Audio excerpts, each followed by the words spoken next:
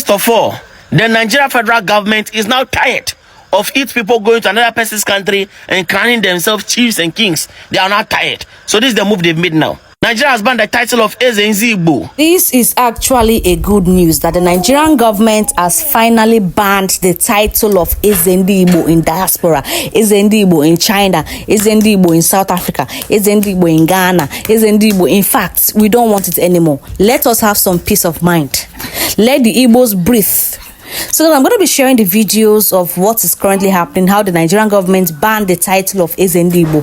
Ghanaians, this is actually a good news for me. I don't know for others. It is good news because all this Igbo king in this place, Igbo king in Ghana, Igbo king in South Africa, Igbo king in East London, it is okay.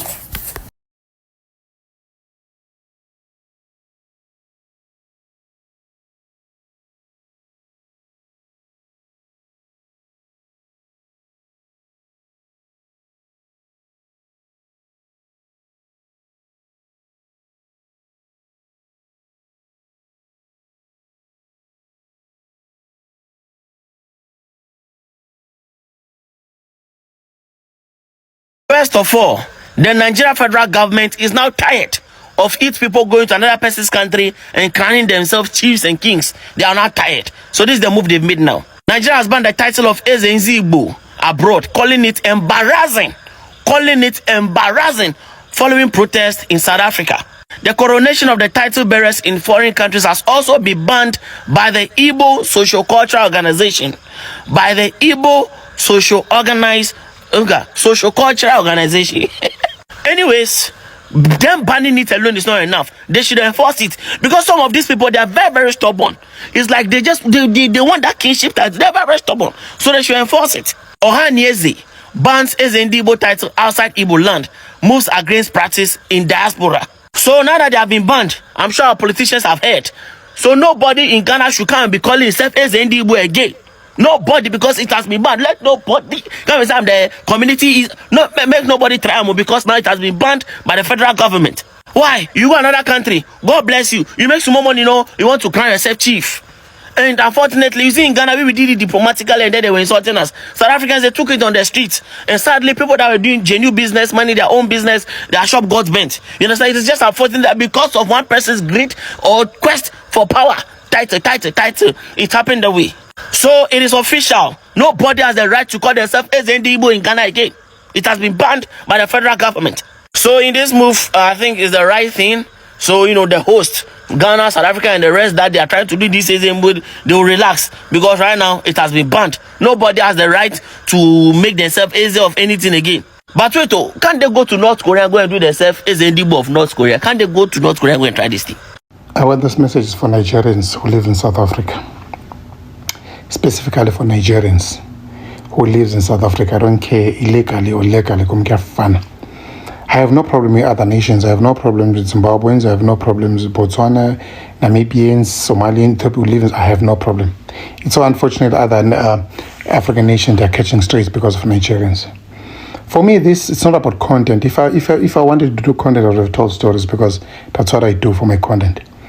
But this one, it's personal. It's a personal message I want to tell Nigerians. The animosity began when we lost our cousin. When I lost my cousin through a Nigerian guy. She was beautiful. She didn't even make it to 25. She was naive enough to believe a Nigerian guy and introduce her to drugs. Infected her with diseases. We lost her. That's when my problem began with Nigerians. You brothers, everything you touch becomes rotten. Every little thing you touch. You should ask what kind of nation are you? Every little thing you touch becomes rotten. Hillbrow used to be the most beautiful place in South Africa. Celebrities used to chill in Hillbrow, but nobody wants to go to Hillbrow because of you. I went to Pretoria, started in Pretoria in 5, started in Pretoria. Pretoria used to be the place, Sunnyside, Arcadia. You guys flock all the way from West Africa to South Africa. Pretoria is nothing now. Nobody wants to go to Pretoria. Same applies to Durban, South Beach. This is what I want to tell you, brothers. It is not the first time South Africans live with other African nations. It's not the first time. For us who grew up in 90s, we lived with Ghanaians. For people who were fortunate enough to go to private schools, multiracials and colored schools, most of their teachers were Ghanaian guys. We lived with them with harmony, respected each other. There were no xenophobic or anything because they knew where they came from in South Africa. They respected our parents. We have friends as kids. We had so much in common with them until you guys flock all the way from West Africa, come to South Africa. You see, this time, this is my advice. If you really, really want to be treated as human beings, just cross the border, go to Ghana, and ask lessons. They'll teach you how to live with other nations, how to live as a foreigner, how to live in a foreign land. If you can make it to Ghana, go to Botswana. That's a good country to learn how to live as a foreigner. Go to Botswana. You'll never hear anything about Tswanas. Anything. Most of their people, they live in South Africa. We claim them. We claim as ours, even though they are from Botswana. We claim them. There is no way you can claim a Nigerian. Never. Never. The late Shona Ferguson from Botswana. DJ Fresh from Botswana. Connie Ferguson, many more from Botswana. We claim them. You guys, everything you touch, everything. There is a girl in Toronto. A girl in Toronto, she's in prison now from Swaziland because of a Nigerian brother. Her career down the drain. Dreams down the drain because of Nigerian brother. She believed a Nigerian guy. Ruined her life. She's in prison now. She went to one of the best institutions in the world, the University of Toronto. She was there and met a Nigerian brother, and he used her without her knowing. Now she's in prison. She's waiting to be done and be deported back to Swaziland. Everything down the drain. What kind of nation, what kind of people are you Nigerians? Yes.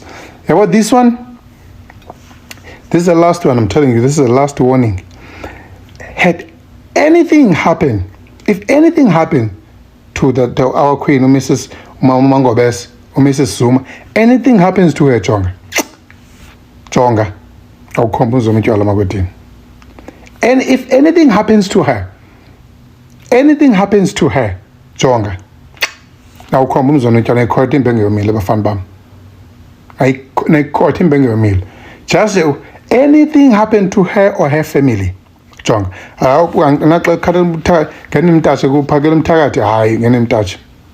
But if anything happens to the lady, Umangobes, Jonga, Bafambam, Nigerians. Yes.